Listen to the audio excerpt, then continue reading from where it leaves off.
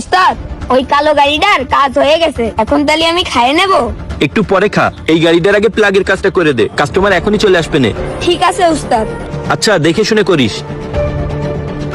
কি অবস্থা হৃদয় ভাই? আরে ভাই আসছেন, বসেন বসেন। তারপর দিনকাল কেমন চলছে ভাই? আলহামদুলিল্লাহ ভাই, আপনাদের দোয়ায় আর আল্লাহর রহমতে ভালোই চলছে ভাই।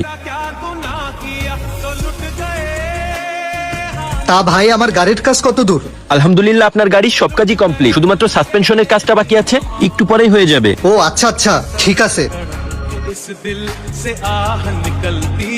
উস্তাদ, গাড়ির প্লাগের কাজ কমপ্লিট, এবার আমি একটু তাহলে খাওয়া দাওয়া করে নি। না না, তুই একটু পরে খা। এই যে মাসুদ ভাই আইছে তো, ওনার জন্য যা এক কাপ চা অর্ডার দিয়ে আয়।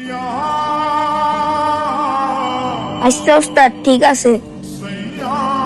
তা হৃদয় ভাই, আমার গাড়ির বিল কত হলো বললেন না তো? আরে ভাই, আপনি আমার কাছের মানুষ, রেগুলার কাস্টমার, আপনার সাথে কি আমার বিল নিয়ে বাঁধবে নাকি? আপনি চিন্তা করেন না, বিল কম সম করে নিবানে। উস্তাদ, চার দোকানে মেলা ভিড়, আমি চা নিয়ে আসতে পারিনি, ওই লোকেরে কয়ে আইছি চা দিয়ে যাবে না, তাহলে তো এবার আমার কাজ শেষ, এখন আমি খাওয়া দাওয়াটা করে আসতেছি উস্তাদ। আচ্ছা যা, তাইলে তুই খাওয়া দাওয়াটা করে নে। আচ্ছা উস্তাদ, ঠিক আছে। এই দাঁড়া, শোন শোন শোন, এদিকে আয়। জি উস্তাদ, বলেন। শোন, একটা কাজ কর, আজকে তো আমার বাসার কারেন্ট বিল দেওয়ার লাস্ট ডে, বিল দিতে মনে নাই, তোর ভাবির কাছে কারেন্ট বিল আর টাকাটা দেওয়া রয়েছে, তুই কারেন্ট বিলটা দিয়ে এসেই খাওয়া দাওয়া কর। উস্তাদ, 5 মিনিট সময় লাগবে, মেলা খিদে লেগেছে, খাওয়া দাওয়াটা করে আসি। আরে না না, ডেট শেষ হয়ে গেলে লাইন কেটে দিয়ে যাবে না, একটা ঝামেলা হবে না, তুই আগে কারেন্ট বিলটা দিয়ে আয়, তারপরে খেয়ে নিস। ঠিক আছে উস্তাদ।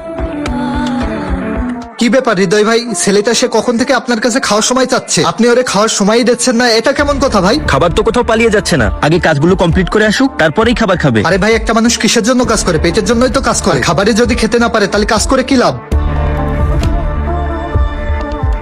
জি ভাই, আপনার কথা ঠিক আছে, কিন্তু আমি ওকে এখানে কাজের জন্য টাকা দিই, খাবারের জন্য না।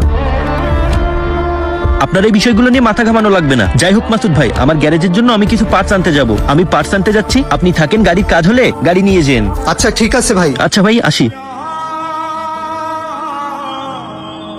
এই পিচ্চি, শোনো এদিকে আসো। স্যার, 5 মিনিট সময় লাগবে, আমার মেলা খিদে লেগেছে, আমি একটু খাইয়ে আসি।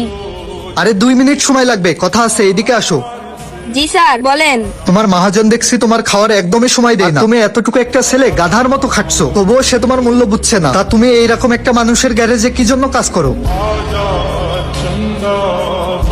এটা কোনো বিষয় না স্যার, এটা আমার কাজ, এটা আমার করাই লাগবে। ঠিক আছে, এটা তোমার কাজ, তোমাকে করতেই হবে, কিন্তু তোমাকে দিয়ে যে তার বাড়ির কাজ করাচ্ছে, বাড়ির কাজ করানোর জন্য কি মাসে আলাদা বেতন দেয় তোমাকে সে? আসলে আমার ওস্তাদ খুব ভালো মানুষ, এই গ্যারেজে যতজন শ্রমিক আছে তাদের থেকে আমাকেই বেশি ভালোবাসে এবং আমাকেই ওস্তাদ বেশি বিশ্বাস করে, এজন্য বাড়িতে আমাকেই পাঠাই আর টাকা পয়সার লেনদেনও আমাকে দিয়েই করাই। হ্যাঁ, তোমাকে দিয়ে এত কাজ করাই নিচ্ছে, কিন্তু খাওয়ার সময়টুকু দিচ্ছে না। আসলে ছোট মানুষ পেয়ে তোমাকে ব্যবহার করছে, তারপরও তুমি তোমার উস্তাদের প্রশংসা কেন করছো বুঝলাম না। তোমার নামে কি বাড়িঘর লিখে দেছে নাকি? এত প্রশংসা কিসের জন্য করছো? নাকি তুমি তারে ভয় পাও?